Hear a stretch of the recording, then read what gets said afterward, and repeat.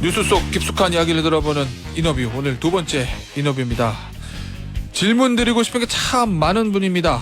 자, 요즘 정치권 안팎에서 존재감이 없다, 한계가 드러나고 있다, 뭐 이런 비판을 받고 있기도 한 더불어민주당 혁신위원회인데, 하지만 혁신위원들은 나름대로 할 이야기가 있지 않을까 싶습니다. 직접 들어보도록 하겠습니다. 더불어민주당 서복경 혁신위원과 함께합니다.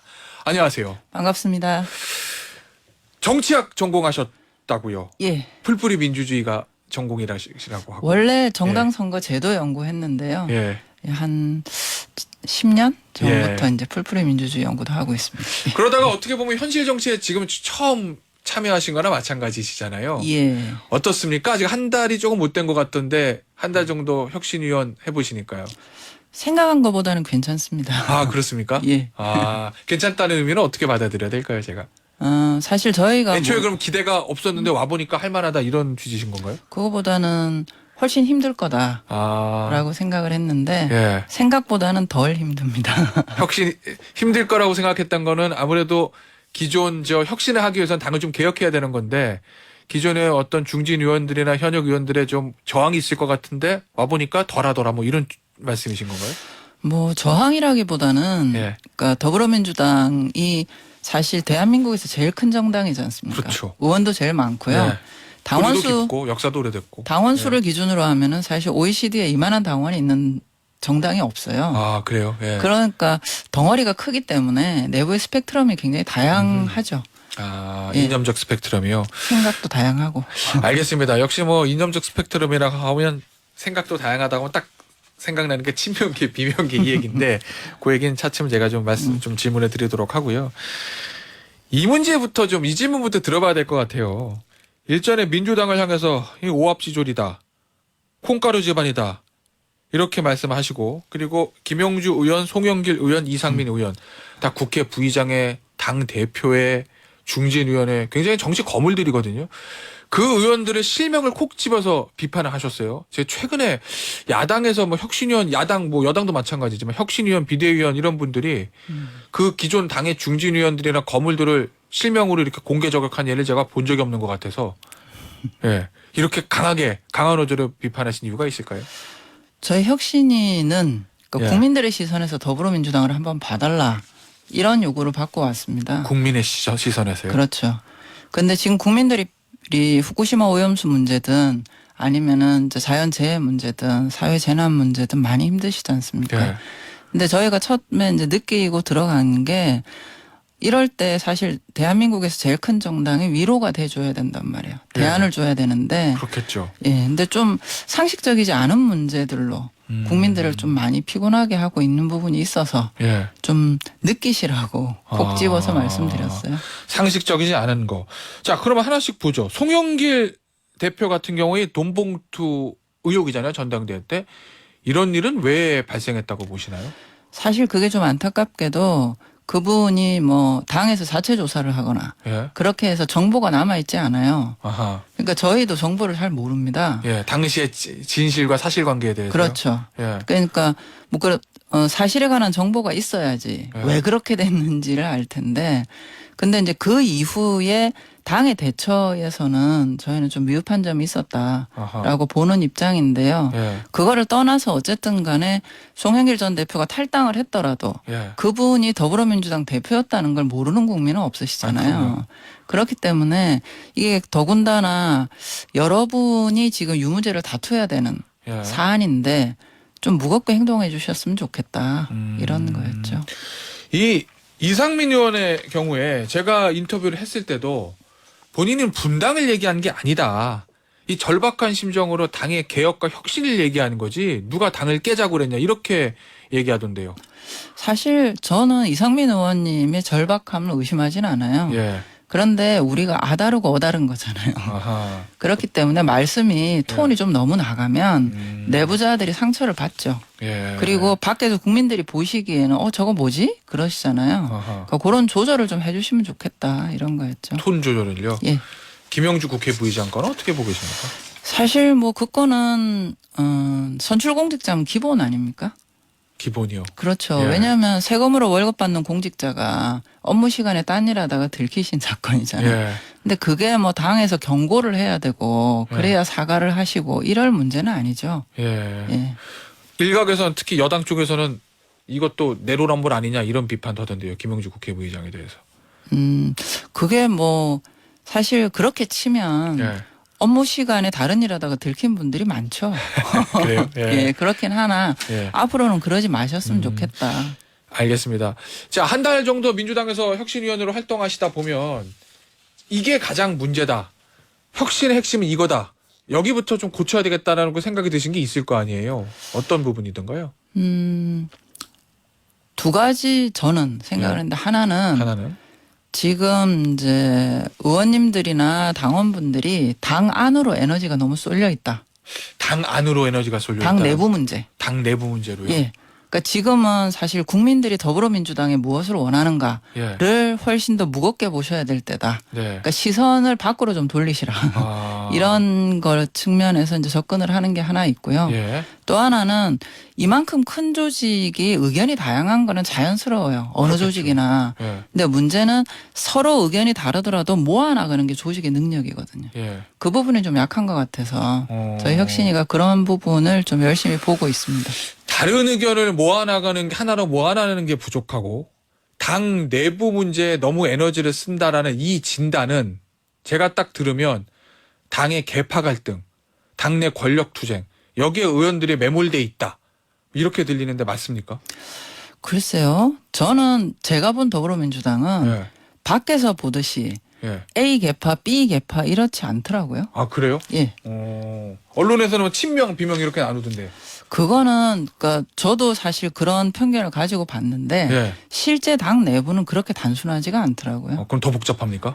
뭐 의원님들마다 생각이 선수에 따라서도 다르고 뭐 그렇겠죠, 그건. 그다음에 이 지역구에 따라서도 다르고 예. 그다음에 그동안 살아오신 이력에 따라서도 다르고 예. 예 그렇기 때문에 이게 개파 뭐 친명 비명 이렇게 단순 구도는 아닌 것 같습니다. 그러면 이 저 당 내부 문제에 에너지를 많이 쏟는다는 의미는 어떤 의미인 건가요? 그러니까 한마디로 얘기를 하면 각자 선 자리에서 예. 이것이 당이 좋아지는 방법이다. 이 고민들은 다 하고 계세요. 아하. 의원들도 그렇고 당원들도 그렇고. 예. 그런데 문제는 메아리가 없는 거죠. 예. 각자 자기 선 자리에서 자기 얘기를 하고 있는 상황을 예. 어떻게 하나의 공간에서 모을 것이냐. 이게 지금 가장 필요한 것 같아요. 알겠습니다. 결국은 그래도 이 문제를 좀 짚을 수밖에 없을 것 같은데 네. 이런 질문 드려서 죄송하긴 합니다만 청취자분이 이런 질문을 주셨어요. 박모님입니다. 제가 실명은 밝히지 않을게요. 이재명 지키기 위원회 이렇게 딱 한 줄 문자를 주셨는데 아마 혁신위원회가 애초에 출범할 때부터 너무 뭐 친명일생이다라는 비명계의 비판도 있었는데 와서 하는 행동을 보니 이재명 대표의 권력을 강화하기 위한 거 아니냐 뭐 이런 시각이신 것 같습니다. 여기에 대해서는 어떤 답을 주시겠습니까? 뭐 틀린 생각은 아닌 것 같습니다. 아 그래요? 예. 그럼 실제로 혁신위가 이재명 대표를 지키기 위한 그런 지킨다 안 위원회입니까? 지킨다기보다 이런 비유를 쓸 수 있을 것 같은데요. 예. 지난 대선에서 윤석열 대통령을 찍지 않은 분들도 예. 윤석열 대통령을 대통령으로 인정하잖아요. 예. 그 이유는 대한민국의 헌법과 법률에 따라서 적법하게 선출된 분이기 때문에 인정하는 거거든요. 예. 이재명 대표도 저는 그렇게 봅니다. 작년 전당대회에서 더불어민주당의 당원 당규에 따라 가지고 적법하게 선출된 지도부예요, 지금. 예. 그렇기 때문에 그 지도부가 교체될 수 있는 방법은 예. 더불어민주당의 당원 당규에 따르면 탄핵밖에 없어요. 아하. 근데 저희는 아직 이분이 탄핵에 이르는 사유를 예. 발견하지는 못했기 때문에 예. 현 지도부를 전제로 놓고 예. 혁신안을 만드는 것이고요. 예. 그게 이제 뭐 이재명 대표가 사퇴를 해야지 문제가 해결이 된다라고 예. 보는 분들 입장에 있어서는 그렇게 보일 수도 있겠죠. 그런데 아직 혁신위는 이재명 대표가 사퇴하고 지도부를 교체해야 되는 상황까지는 당이 오지 않았다고 지금 판단하고 계시다는 건가요? 그거는 사실 저희가 판단하거나 안 하거나 영역이 아니고요. 예. 그분을 선출을 한 거는 더불어민주당 당원과 어허. 국민선거인단이 당원 당규에 따라서 만든 거거든요. 그럼 그분이 교체되는 것도 그 다음에 당원 당규에 따라야 되는 거예요. 그러니까 혁신위가 그것까지 할 권한은 없다. 권한이라기보다 저는 권한도 없을거니와 예. 그것은 타당한 접근은 아니라고 생각합니다. 알겠습니다. 자, 그런데 이런 일각의 지적도 있어요. 애초에 저 혁신이 시작하기 전에 제가 더불어민주당 의원님들과 인터뷰를 해보면 특히 이제 비명계 의원들 입에서는 어떤 얘기가 나왔냐. 제가 혁신위는 뭘 해야 됩니까? 라고 물어보면 답이 이재명 대표 체제에 대한 평가부터 시작을 해야 된다. 라는 얘기들을 많이 하거든요. 그 부분은 어떻습니까? 당연히 평가해야죠. 그러니까 자, 저희가 예. 있는 이유가 예. 당 내부자들이 해결을 못한 문제가 있어서 네. 외부자의 시선으로 진단을 하고 해결을 좀 부탁한다.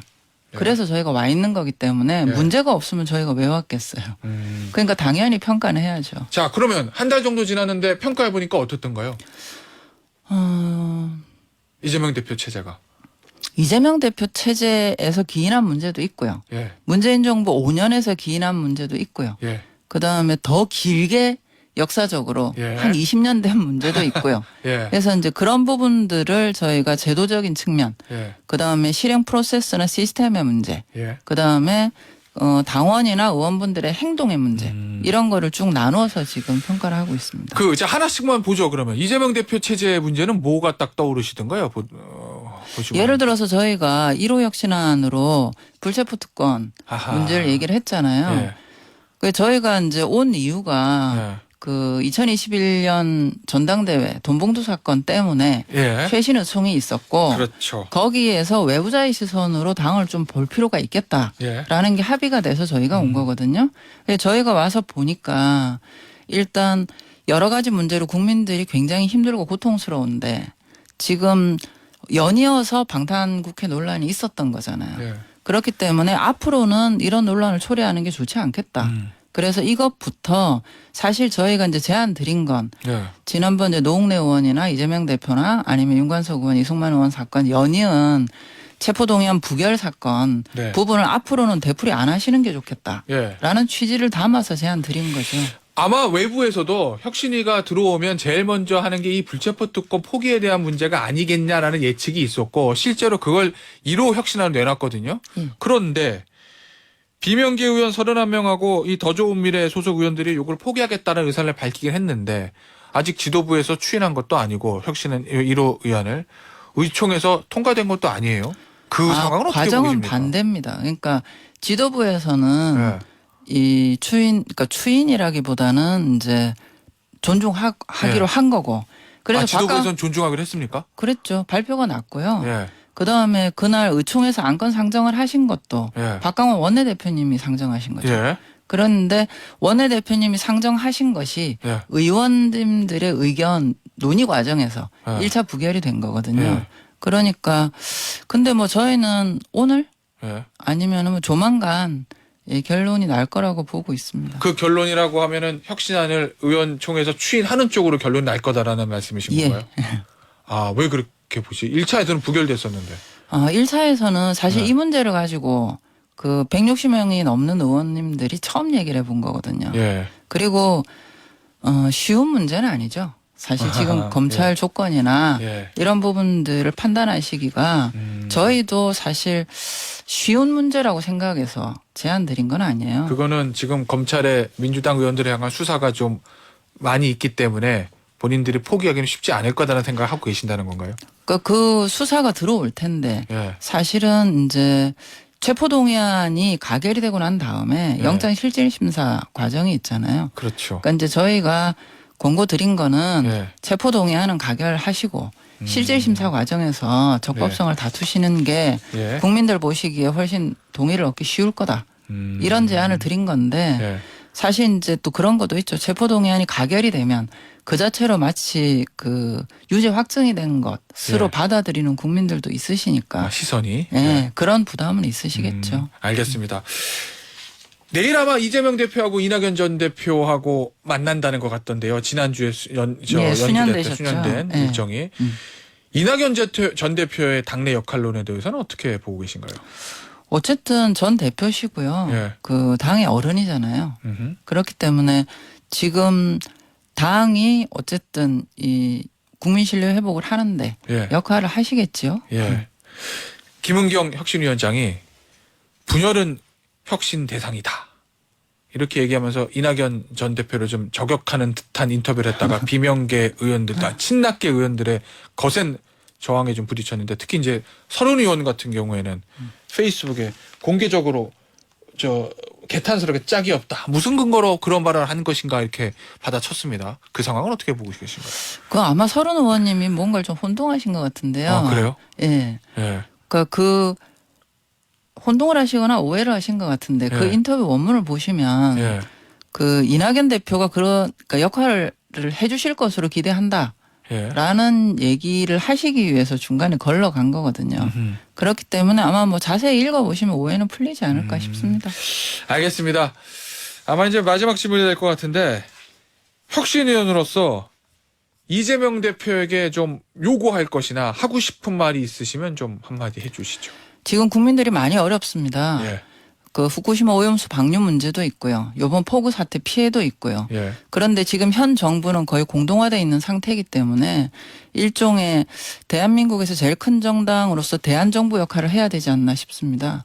예, 그 역할에 충실해 주시고요. 예. 저희는 열심히 안살림하겠습니다. 이재명 대표의 사법 리스크 문제는 어떻게 해소해야 된다고 보십니까? 일단 이정민 대표께서도 불체포 특권 예. 부분에 대해서 뒤에 숨지 않겠다고 하셨기 때문에 예. 오면은 건건히 조사 받으셔야죠. 아, 예. 건건히 조사받고 네. 영장 치면 영장 실질 심사도 나가고. 받으셔야죠. 아, 그렇게요. 예. 알겠습니다. 오늘 말씀은 여기까지 듣도록 하겠습니다. 지금까지 더불어민주당 서복경 혁신위원이었습니다. 감사합니다. 예.